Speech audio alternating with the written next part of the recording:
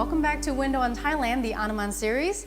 We talk more about property tourism with Hunter Sotheby's International Realty. 2011 is already looking like being a record year for Andaman tourism, as international arrivals at Phuket Airport reached 654,009 during the first 3 months of this year, according to the TAT. This marks an increase of 25% over the same period last year. This region offers residential properties ranging from luxury beachfront villas to small apartments. The property market has experienced an upward trend in recent years, powered by the rising demand from foreigners and real estate investors. Eurozone citizens are one of the most active investors along with Americans and Australians. The recent weakness of the European currency doesn't seem to moderate the appetite for real estate properties.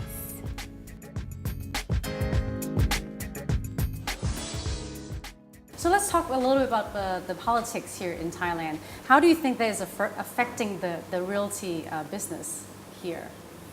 I think the political landscape has had a clear impact over the last few years on certainly the buying intentions of some of the visitors. I think it's less of an issue today. The political landscape seems to have become more stable, and we're not hearing negative sentiment from buyers. Although in previous years, and certainly after the coup of 2006, the buyer that had considered Phuket as a destination home, people in Europe, they certainly stopped buying. Do you think people in Europe are more cautious than Asian buyers? Well, they're certainly more cautious, but I think the issue is they couldn't quite assimilate and understand what was happening here, whereas the regional expat has quite possibly seen it all before, and they can digest what was happening. So do most people buy or rent here?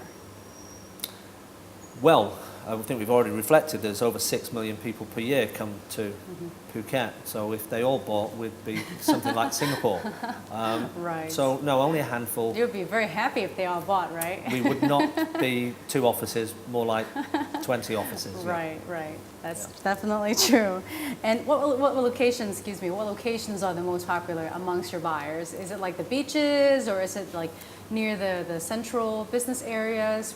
Where do you believe that would be? Well, you know, we're an idyllic tropical island, and the majority of people that come to Phuket come because of the climate, as we've already discussed, and because of the beaches, and it's a destination. So the majority of people that we meet want to be in proximity to the beaches, and the most beautiful beaches still, have always been, are on the west coast. So we find the most popular locations for those coming both for holiday and to consider buying are on the west coast, and certainly the A1 address in Phuket still is from Kamala through to Laguna. There's some beautiful estates on the east coast, most notably the Cape Yamu residences, which are magnificent, and Sipanwa, but certainly I think the west coast still has the attraction. And is it easy for foreigners to buy and rent here? Yes, it is. It's a very straightforward process. Indeed, it is. Compared to some locations, and myself, I've owned properties overseas, and just to give you an example, when we purchased our home in France, it took 3 months from making the offer, and the transaction fees were in excess of 10%. Wow. To me, it seems quite complicated, the process. I mean, because I don't understand it as well as you do. You know, if somebody come in here and buy a house, you know, like what is like the first simplest thing that they must do? Well, come in here and meet a reputable agent is the first thing that they should do. I think what you're alluring to is that, you know, the legalities here are slightly different to elsewhere. Right. And that requires, therefore, a re-education of the client, or an education process which we need to take that person through. That can be done quite simply. And thereafter, having identified the right property, it's a very simple process. We introduce the buyer to a professional and proficient lawyer. Once the offer is accepted, we do that, of course, and thereafter a deposit is made, and that's a deposit that is usually held in an escrow arrangement, so it's secure and safe.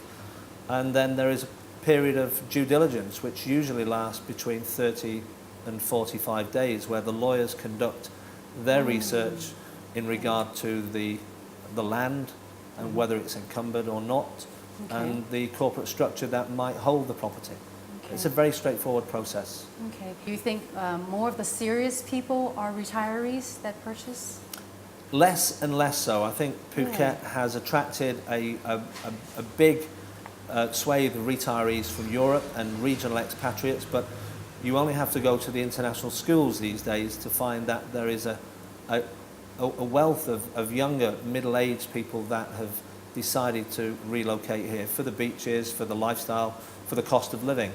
And we're seeing more and more people relocate from the metropolitan areas of Southeast Asia, like Hong Kong and Singapore, and in some respects running away from the pollution, relocating their families here, and still running their business remotely from Phuket. We've got a great communication system with flights across the region, and people are using Phuket as a base for their families, younger people, and continuing to work in the region. Unfortunately, we run out of time for this part of the segment, and we will return to talk more with Andrew Hunter from Hunter Sotheby International Realty, more about the business side as well as the future trends.